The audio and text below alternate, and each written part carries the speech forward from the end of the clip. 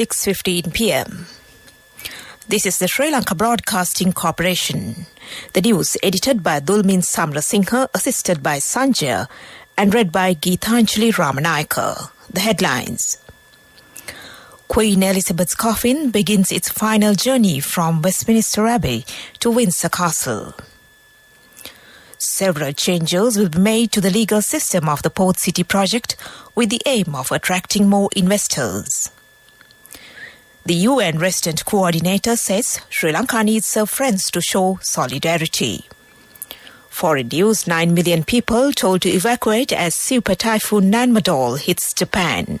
And in sports, zonal competitions of John Tarbert Junior Athletics Championship will be held on the 22nd and 23rd of this month. News in detail.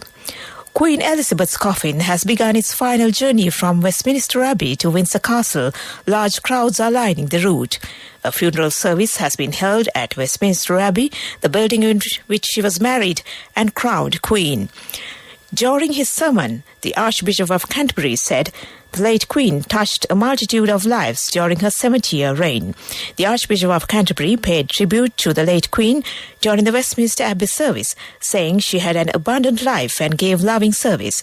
During his sermon, Justin Welby acknowledged the royal family were grieving in the brightest spotlight. Hundreds of dignitaries were there, including the Queen's former prime ministers. Her coffin, draped in flags and topped by the imperial state crown, was drawn to the church on a gun carriage by Royal Navy sailors. The wreath on top of the Queen's coffin, at the King's request, contained foliage of rosemary, English oak and myrtle, which has been cut from a plant grown from myrtle that was in Queen's wedding bouquet. The arrangements for this late state funeral are on a scale not seen in Britain for 70 years since the funeral procession for King George VI in 1952. More than 3,000 military personnel are taking part, along with civilian organizations. Meanwhile, a special program about Queen Elizabeth II will be broadcast over the English service of the Sri Lanka Broadcasting Corporation at 9 p.m. today. State Minister Dilum Amanugama says several changes will be made to the legal system of the Port City project with the aim of attracting more investors. He said that a legal framework should be introduced to get the attention of foreign investors without harming the country. He further said a commission has been appointed to draft laws and to submit those to the cabinet for its approval. UN Resident Coordinator in Sri Lanka, Hannah Singer, says Sri Lanka needs her friends to show solidarity to address shortages in food and medicinal supplies, as Sri Lanka is facing a severe socio-economic crisis that impacts all its citizens. She said Sri Lanka's gains in healthcare, education and poverty alleviation are being threatened by the current crisis. She urged their support to provide food security and medicines to the vulnerable people in Sri Lanka. Minister Kehali Rabukwala says all groups in the health sector are managing the medicinal drugs situation in the country. The minister mentioned this when he met Pakistan High Commissioner in Sri Lanka, Prasad Chowdhury. A stock of medicines for kidney patients valuing about 10 million rupees was donated today. The donation was made by CCL Company, which is one of the frontline pharmaceutical companies in Pakistan, through the Pakistan High Commissioner in Sri Lanka and Sri Lanka-Pakistan Friendship Association. This news broadcast comes to you from the Sri Lanka Broadcasting Corporation. The Supreme Lanka Coalition, which is the new political alliance formed by the group of independent political parties, has decided in their first executive meeting to hold a series of seminars across the island to provide solutions for public issues. The meeting was held at the Communist Party office. They have discussed how to act especially in the upcoming elections and the measures to be taken to increase the representation of women. Minister Mahinda Amravira says locally produced rice is the best for consumption in Asia. He said there is no need to import rice till the end of December since the harvest has exceeded expectations. The minister said he will take all measures to protect the local farming community. A group of Buddhist monks has met Prime Minister Dinesh Gunawardena at his office today. Sangharaja of Cambodia, Venerable Tepchang Terror invoked blessings on the Prime Minister during the meeting. He has donated 24 million rupees to the government to provide relief to the people of Sri Lanka. Two main accomplices of 4 organised criminal gang members and notorious drug traffickers have been arrested during 2 separate raids carried out in Panadura and Handel areas. They were arrested by the officers of the Organised Crimes Unit at the Special Operations Unit of the Police Special Task Force. The suspects have been identified as 2 main accomplices of Balachandran Pushparaj, alias Pukudu Kanna, Stanley Kennedy Fernando, alias Bumma, Malshika Gunratna, alias Pandura Kudu Salindu, and Yogu, who have fled the country. And that ends local news for now. The main news story is brought to you by Siddhalepa Vedamahatmya. The United Nations Food and Agriculture Organization in Sri Lanka and Maldives representative Vimalendra Sharan said they will provide a subsidy to farmers during the Maha season. The United Nations Food and Agriculture Organization signed a memorandum of understanding with the Agriculture Minister regarding the provision of essential fertilizers for paddy cultivation. The UNFAO has agreed to provide essential urea fertilizers and triple super phosphate fertilizers to the farmers. And that was the main news story. The main news story was brought to you by Siddhalepa Vedamahatmya. Now in Watchlight, the restrictions imposed on the public in visiting the Parliament will be relaxed from tomorrow. Sergeant-at-Arms Narendra Fernando said public gallery of the Parliament will be open from tomorrow. School children will be allowed to visit the Parliamentary complex on non-sitting days from 9:30 a.m. to 3 p.m. except on holidays. School authorities can submit their applications to the Sergeant-at-Arms by sending a letter, a fax, or by applying online through www.parliament.lk website. Universities, higher education institutes registered under the government and foreign tourists could also avail themselves of this facility. That was Watchlight, and on to World News. Headlines of the World News. 9 million people told to evacuate as super typhoon Nanmadol hits Japan. Ukraine claims control of key Oskar River on front line. Luxury car maker Porsche valued up to $75 billion in share sale. 9 million people have been told to evacuate their homes as Japan is battered by one of the worst typhoons the country has ever seen. The super typhoon Nanmadol has caused 1 death and almost 70 injuries. It hit Japan's most southerly island yesterday and is forecast to pass over the main island of Honshu in the next few days. Tens of thousands of people spent Sunday night in emergency shelters and almost 350,000 homes are without power. Ukrainian forces say they have regained control of the east bank of the river Oskil, seen as the front line with Russian troops in northeast Ukraine. And Russia's army has been almost completely pushed out of the Kharkiv region, and a regional leader said the next target would be neighboring Luhansk. President Volodymyr Zelensky said the next offensive was being prepared. Meanwhile, Russia was accused of targeting a nuclear plant in the south.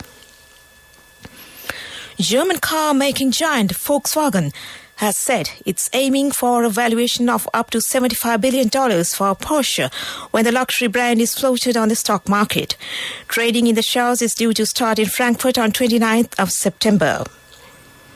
A prospectus will be published on Monday, after which investors can subscribe to Porsche shares. The share sale is said to be Germany's second largest ever initial public offering. Back to the headlines of the world news. 9 million people told to evacuate as super typhoon Nanmadol hits Japan. Ukraine claims control of key Oskil River in front line. Luxury car maker Porsche valued up to $75 billion in share scale. And that ends world news. On to development news. Minister Nimal Siripala de Silva says development of the Galle port is of national interest.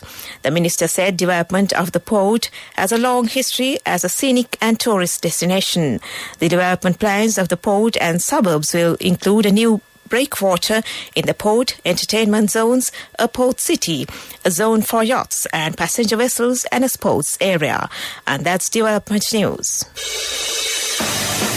Sports News is brought to you by... With many values that bind us beyond the transaction, we are Sampath Bank. We present your future. On sports news, President of the Sri Lanka Schools Athletic Association, Kusala Fernando, says that zonal competitions of Sir John Tarbert Junior Athletics Championship will be held on the 22nd and 23rd of this month at the Ambidipitiya Mahaveli Stadium. The junior competitions will be held under 4 age categories. The final match of the KSPL Mr. Mac Championship, organised by the Kandurata Service of the Sri Lanka Broadcasting Corporation and the Central Province Education Department, will be held on the 15th of next month. Meanwhile, the second semi-final between Trinity College Kandy and St. Anthony's College Kathugastuta will commence at 9 a.m. on that day. The final match is scheduled to be played between St. Sylvester's College and the team that wins the semi-final at 2 p.m. on the 15th. And that was Sports News. The fastest way to earn the highest interest from NSB, now extended till the 30th of September just for you. Your short-term deposits receive an attractive interest rate of 20% in 3 months and 22% in 7 months. Visit a bank branch or a main postal office today. NSB, the only bank with a 100% government guarantee. Business News, sponsored by National Savings Bank, the safest place for your money. Capital Trust Research Team has recommended exposure to ACL cables and dipped products given price dynamics driven by depreciation of the currency. ACL has significant pricing power and DPL has considerable foreign exchange revenues, allowing both firms to benefit greatly from the depreciation of the rupee. The recommendation comes with a forecast drop in demand with a slowdown of economic growth. And that was Business News. Business News, sponsored by the fastest way to earn the highest interest from NSB, now extended till the 30th of September just for you. Your short-term deposits receive an attractive interest rate of 20% in 3 months and 22% in 7 months. Visit a bank branch or a main postal office today. NSB, the only bank with a 100% government guarantee. Economic News, courtesy of Saving money isn't easy when you have responsibility. That's why we promise to give you the best returns and guarantee on your investment. LOLC Finance Fixed Deposits. Maximize your savings. LOLC Finance PLC, incorporated on the 13th of December 2001, is rated SLA stable by ICRA Lanka Limited and is licensed by the Monetary Board of the Central Bank of Sri Lanka under the Finance Business Act number 42 of 2011. In economic news, according to the Joint Apparel Association Forum, and the apparel export income reached $522.14 million as of July this year. In July last year, the income was $425.75 million, and in comparison with that, the garment export income has achieved a growth of 22.4%. According to the Central Bank Annual Report 2021, Sri Lanka's industrial export textiles and apparels accounted for 43.5% of the income. And that was economic news. LOLC Finance is taking the power of innovation to the next level, winning 5 golds at the Technovation Awards 2022, leading the digital revolution with cutting-edge interbanking digital payments. LOLC Finance claims the overall gold award whilst also claiming an extraordinary victory in digital banking. LOLC Finance will continue to innovate with the next generation digitalization of financial services, delivering a superior customer experience. On to the weather report. The Met Department says a few showers will occur in the Western and Sabaragamu provinces and in the Galle and Matra districts. Showers or thundershowers will occur at a few places in the Uva and Eastern provinces and in the Mullaitiya district during the evening or night. And that was the weather report. And to conclude this news broadcast, a reminder of the headlines. Queen Elizabeth's coffin begins its final journey from Westminster Abbey to Windsor Castle. Several changes will be made to the legal system of the Port City project with the aim of attracting more investors. The UN Resident Coordinator says Sri Lanka needs her friends to show solidarity. In foreign news, 9 million people told to evacuate as Super Typhoon Nanmadol hits Japan. Sports, zonal competitions of Sir John Tarbert Jr. Athletics Championship will be held on the 22nd and 23rd of this month. And with that, we end this news broadcast from the Sri Lanka Broadcasting Corporation.